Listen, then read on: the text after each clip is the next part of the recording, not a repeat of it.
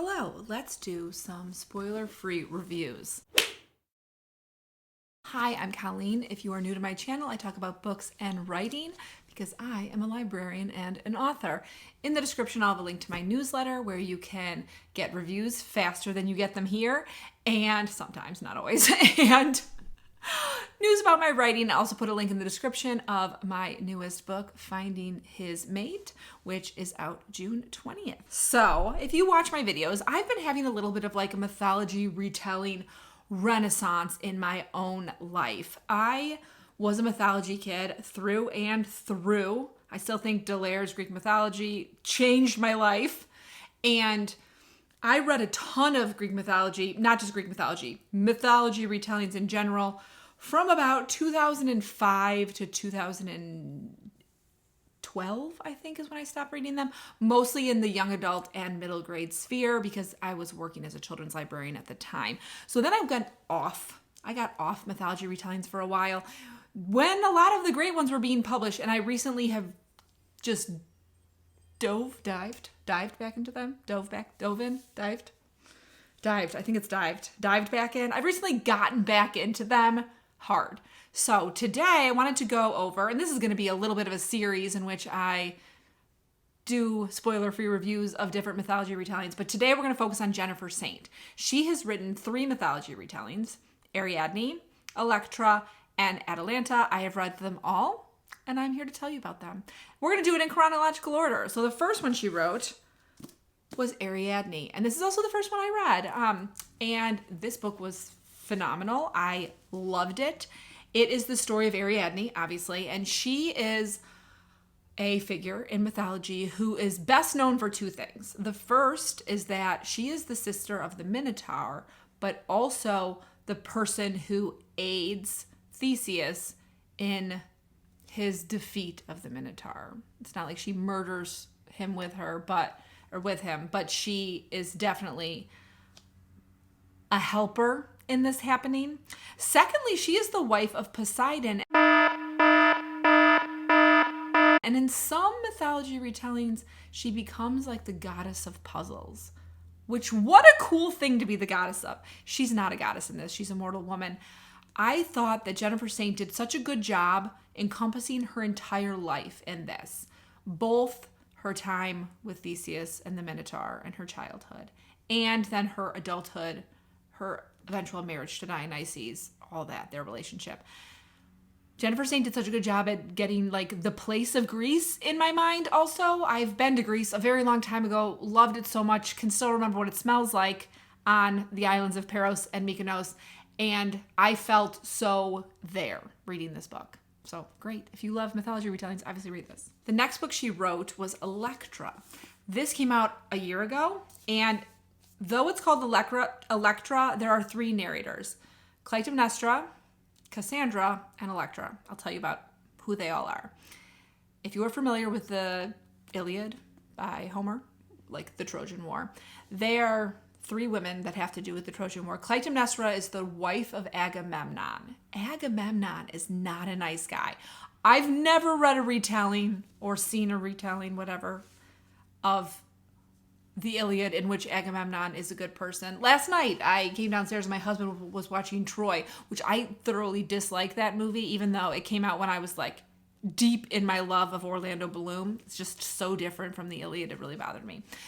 I'm going off on a tangent. So then Cassandra is the sister of like Paris of Troy, Hector of Troy. She's a Trojan princess.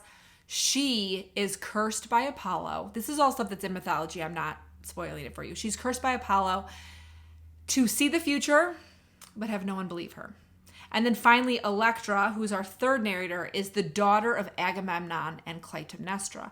Now, I'm not going to tell you a lot about what happens because she does follow the myth pretty faithfully. So if I told you what the myths were about, it'd be a lot of spoilers. But we bounce between these 3 narrators, and I would say this is the story of Troy told by people who didn't fight in the war, which I thought was a really interesting way to read about the Trojan War. Cassandra lives in Troy, so she lives through the war, but she's not a warrior, and Clytemnestra and Electra are not in Troy or anywhere near Troy.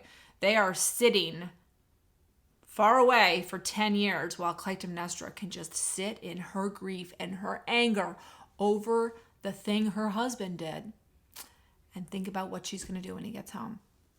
Phenomenal. You should read this one also. They're all so good.